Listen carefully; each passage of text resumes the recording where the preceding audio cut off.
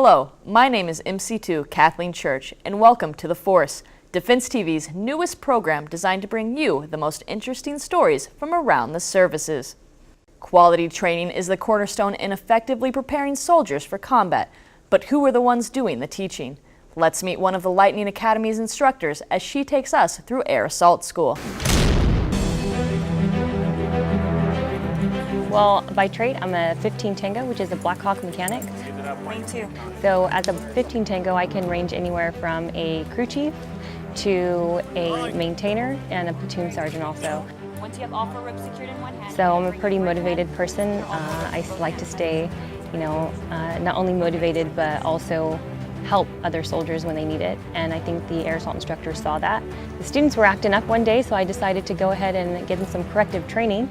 And I think they really liked that, especially coming from a young female. Get up here. A couple months later, here I was instructing students myself.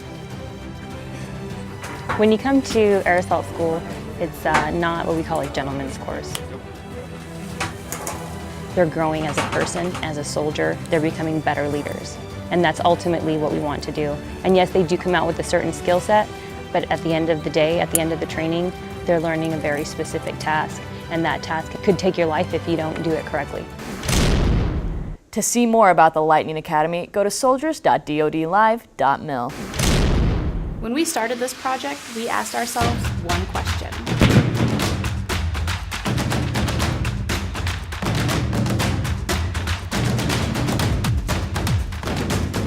Who is a soldier?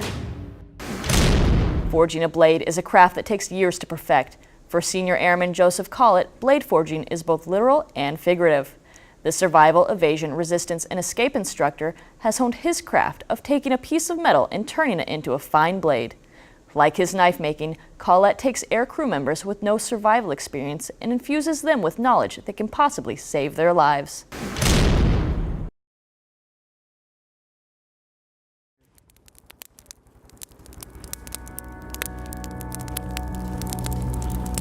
It's the tool that I cut my food with. It's the tool that I build my shelter with. It's the tool I build fire with. It's the tool that allows me to make more tools. I want somebody to look at my knife and see a reflection of me. That's kind of like a sear specialist. If you start from the basics from the beginning, so you're taking raw iron. You're going to mix that raw iron with carbon to make it strong, to make it something of quality. As a sear specialist, we're kind of chosen, like, we're looking for this quality, we're looking for these attributes, we're looking for this person. Whatever idea they come with, it's molded and it's shaped. We're gonna put you in the furnace. They're gonna scorch your hide. They're gonna make you feel the heat. All conditions: rain, shine, sun, snow, freezing hot temperatures, cold temperatures. We're teaching. So my passion for making knives is just like my passion to do my job. It's a constant process of honing and polishing until you have that perfect edge. More about SEER training can be found on Airman.dodlive.mil. The best place to lead from is the front. Sometimes it's just so cold and so wet and so miserable, and that's part of the process. You know, jumping in is just a way to get to work.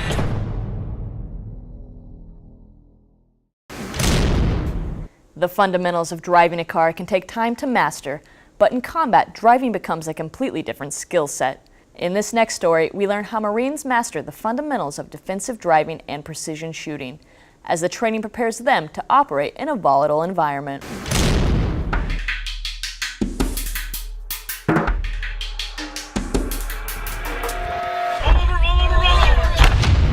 You're not only serving the American people, but you're serving your team.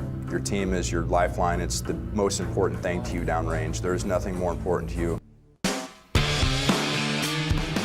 So our training that we're participating in here is designed to enhance the overall operator. It just really teaches you how to manipulate your vehicle, understand your vehicle, just so if you're ever in that situation, you have all the tools you need to be successful.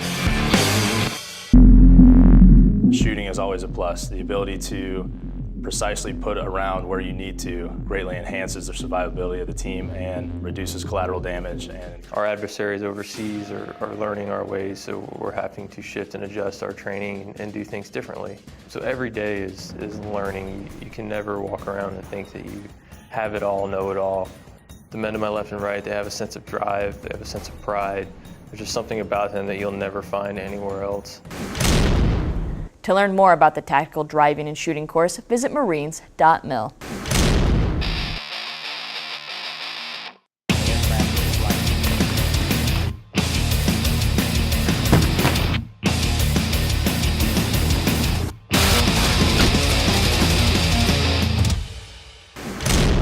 The rigors of serving can take a toll physically and mentally.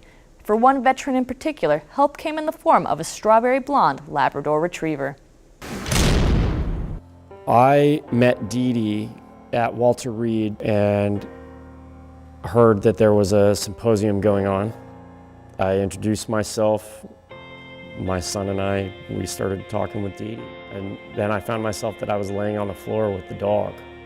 And I'd been going through a hard time at that point. My home dynamics are better because she just gives this tranquility to any environment that we're in, and it's especially apparent at home.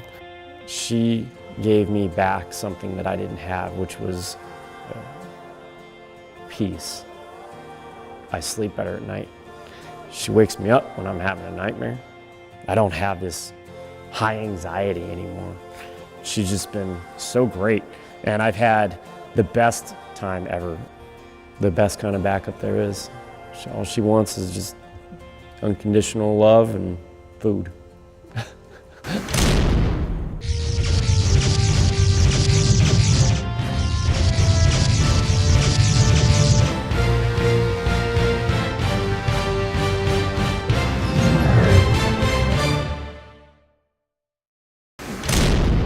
All Hands Online has a lot more on Dee Dee and other therapy dogs.